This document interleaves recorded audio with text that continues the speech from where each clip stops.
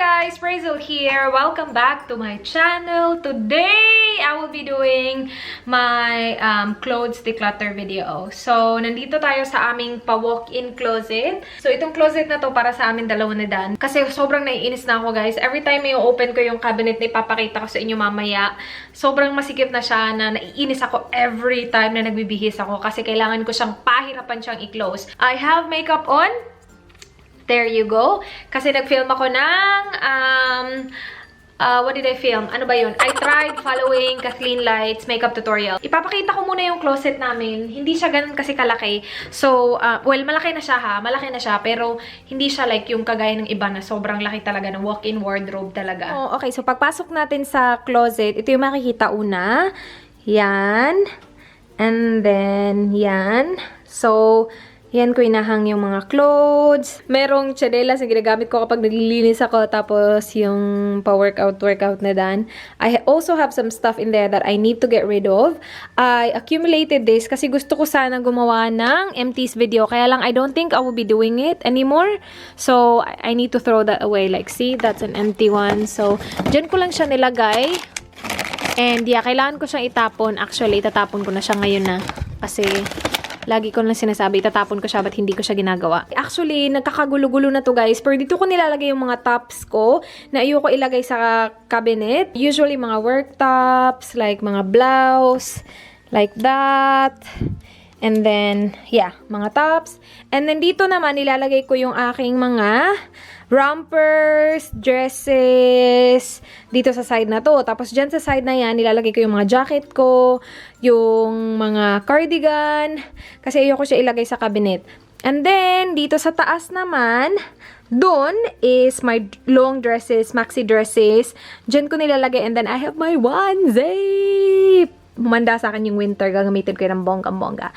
But yeah, dyan ko nilalagay. Meron din akong mga cardigan na sobrang haba na ayokong ilagay doon kasi maano siya sa floor. And then, dito naman sa taas, we have this. So, yung mga thick jackets again. Nung una guys, ito at saka yung side na yun kay Dan yan. Ngayon, I'm slowly taking over the space. Na-conquer ko yung, na-conquer talaga. Yung more than half ng side na to. So, akin yan lahat from there, scarves yan, to there. Akin yan lahat. And then the rest kay Dan na. Yan. And then, dito sa gilid, nandito yung mga cabinets. Yan yung pinaka-kinaiinisan ko. That's why I wanted to do this video. Para ma-declutter ko yan. So, meron tayong 5 drawers dyan, guys. And then, same on this side here, merong 5. So, the first drawer, I think kay Dan to. For sure, kay Dan to. Yep, kay Dan yan. I think the second one is Dan's as well. Yep. Ito, third. Dito sa third hanggang sa pababa, akin na yan lahat. Dito yung mga swimsuit ko. I did a swimsuit declutter video already, so I'm gonna leave that alone. Diyan na lang yan sila. And then, ito yung mga sweaters, mga jackets na see, sobrang ano na nila guys, sobrang sikip. So, pero hindi pa yan yung masikip. Nandun sa kabila yung pinaka, ito oh, pakita ko na nga sa inyo. Ito yung pinaka masikip sa lahat. No, yeah. See? See? Ayaw na niya mag-open. Nadadala niya yung nasa taas. Kasi sobrang sikip na yan dyan. Yan yung gustong-gusto ko talaga ayusin. But, yeah. So, I will start decluttering guys from there down. Okay guys, so ito yung uunahin natin. Dito ko nilalagay yung mga pantulog ko. Yung gagawin ko is, ilalabas ko sila lahat, tapos I will go through each, tapos I will decide kung gusto ko siya i-keep, i-donate, or itapon. Hindi lang pala siya pantulog, may iba pang gym. Parang ngayon pa lang napapagod na ako ah. First drawer pa lang to. See? Hindi ko siya masara. Nakakainis. So, magsimula tayo sa mga pantulog, guys. Ito, I'm for sure keeping this. Maganda to pang winter. Nabili ko to sa Dressling. Ito, galing to kay Zafol. I'm keeping this as well. So, ilalagay ko yung i-keep ko dito. Dito, yung hindi ko i-keep. Tapos, sa gitna, ilalagay ko yung mga hindi pantulog.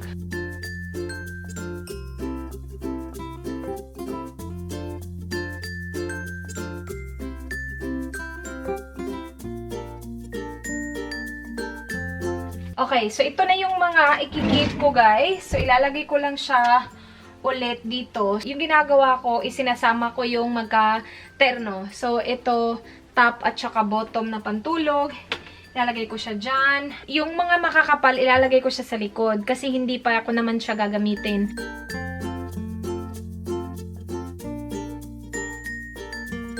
Ayan. So, right now, it looks way better. Tapos, na-close mo siya, na-open mo siya ng bonggang-bongga. Now, ito naman yung... Wait, sumasama talaga to. Nakakainis talaga to. Ito naman, yung nilalagay ko dito is mga undergarments, medyas. Tapos, I have some gym stuff over here as well.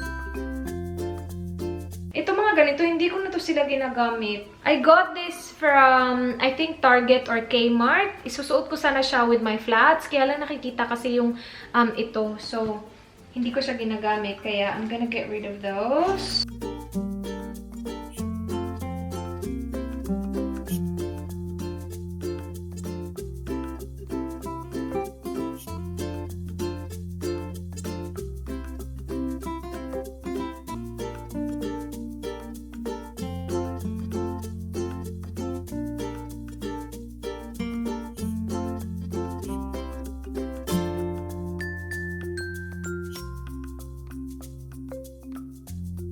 Sana meron akong divider ng mga ano, no?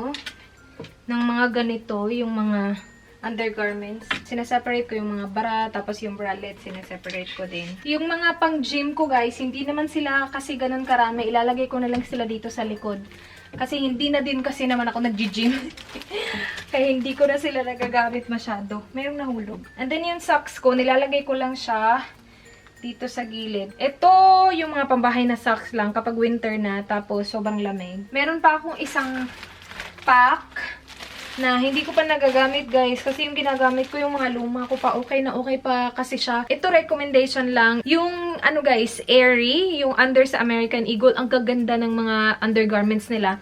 Doon ko binibili yung mga sexy na undergarments, like yung mga thongs. Meron ako mga ganun, binibili ko doon kasi meron silang extra small. But the last time I ordered from them, siguro over a year ago na yun, guys.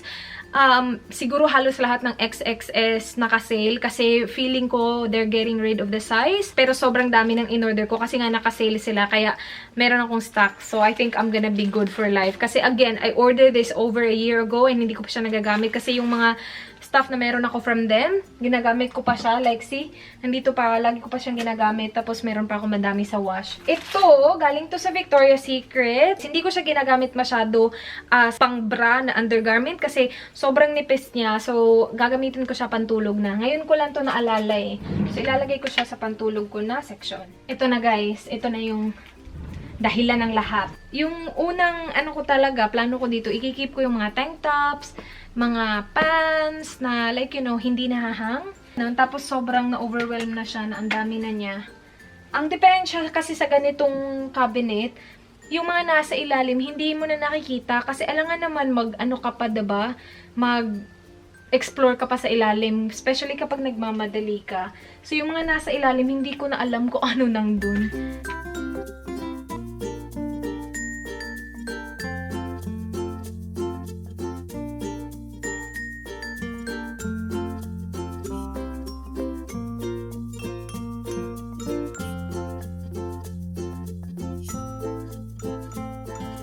Okay, so ito na yung sa third drawer, na ano ko na siya. Meron akong mga gamit dito, guys, na I don't think susuotin ko siya, pero sobrang gusto ko siya i-keep kasi gusto ko siya. Ito, oh, yung galing kay Zaful na napaka-sexy niya. I don't think I will wear it, but gustong-gusto ko siya i-keep. I don't know. Yung ito mga nandito, yung mga t-shirt pambahay. So, ilalagay ko lang siya dito. So, hindi to sleeveless. Mga ano to siya, guys. Mga t-shirt nga. Sabi ko na nga, t-shirt. Ito, mga skirt. Tapos, shorts as well. Or yung iba, skirt. And then, ito din, mga skirts. I'm not sure if I should put the skirts here. Yeah, okay lang. Yan. Skirts. Tapos, ito yung mga wide leg pants ko. And then, ito yung mga ano ko, sleeveless, ganun-ganon, yung mga sinusuot under cardigan or vest, something like that. So, yan. Itong mga pants, ilalagay ko siya sa next drawer na. So, see, it's way better, guys, and I can close it. Yes! Wait. Lipat natin ito siya dito. Yan. See, close ko na siya. Perfect. That's way better. Now, here, ito din. Magulo din to dito. Yung laman nito, mga pambaba. So, yan. Dyan na muna yan kasi yan. Ilalagay ko siya dyan. And then, ito, isusort out ko to sila lahat. Okay, guys. So far, yan yung mga hindi ko na gagamitin. So, konti lang siya tingnan. Pero marami yan, guys, ha? See? Marami yan. So, at least, diba? May progress tayo. And then, yan na. Yung mga lower natin.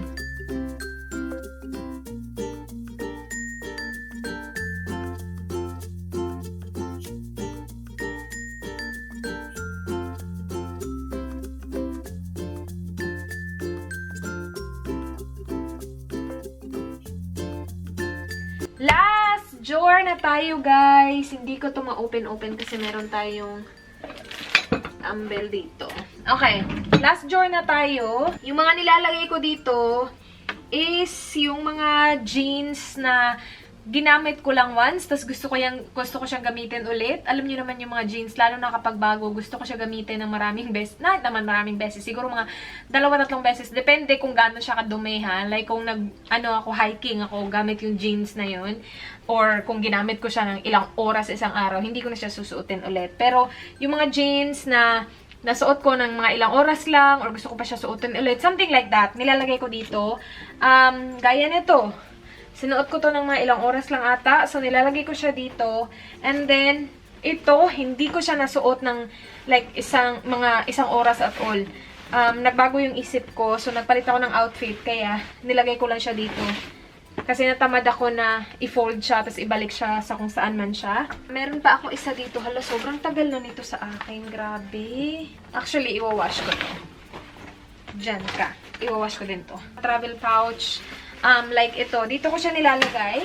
And then, meron ako mga plastic dito, just in case kailangan ko, like, kapag nagpapak kami ng sapatos, dito ko kinukuha yung mga plastic. So, yeah. Diyan na lang yan. Tapos na tayo dito! Okay, next naman is itong side na to, guys. Again, nandito yung mga maxi dresses ko and stuff like that. Hindi ko na siya ilalagay dun sa bed. I will just go through each one. Like here, mas madali siya. So, yan, ginagamit ko yan. Ginagamit ko yan, ginagamit ko yan. Yan din, yan din. Feeling ko ginagamit ko to lahat ng nandito eh.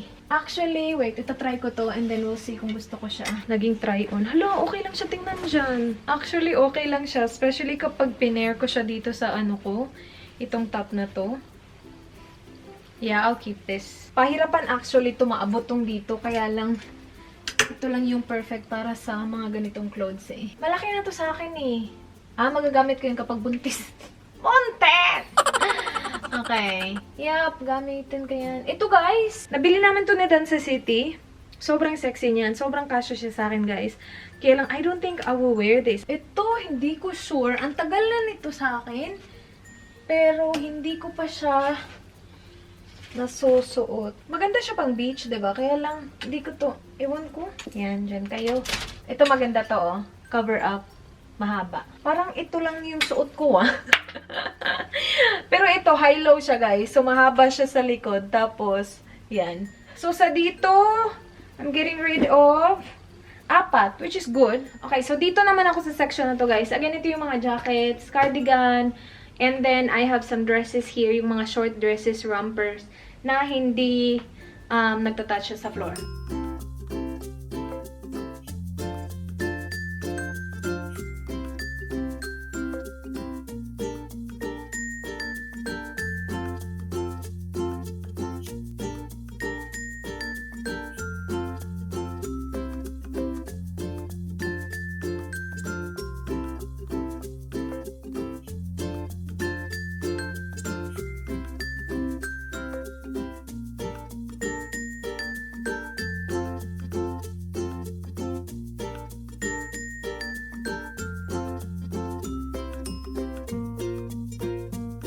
Done here, I'm getting rid of 4 lang. 4 lang. Lalo na ngayon summer, like I'm really into rompers and most of these rompers, tapos mga kimonos. And then ito, I don't want to get rid of them yet. Siguro maggagawa ako ng another declutter, like siguro pa-end na ng winter or fall and see if like ginamit ko siya during that season. But this one, I'm getting rid of this kasi sobrang tagal na sa akin nito pero hindi ko pa siya nagagamit. It's really nice, guys. Kaya lang ano siya eh. very, ewan ko. Now na itatry ko na naman siya. Baka i-keep ko na naman to. Now I wanna keep it. Yung downside kasi dito is yung flap niya, hindi siya magstay ng ganito. Pag ganun siya, perfect sana siya. Tinry ko na to na dinaganan ko siya ng libro for siguro isang week. Pero ayaw pa rin niya. Ganyan pa rin siya. And ayaw ko yung ganyang look. Pero now I'm thinking of keeping it. You know what? I'm gonna keep it. Okay, so now dito naman tayo guys. Nandito yung mga blouse, mga kung ano-ano lang regular tops. And yeah, let's start.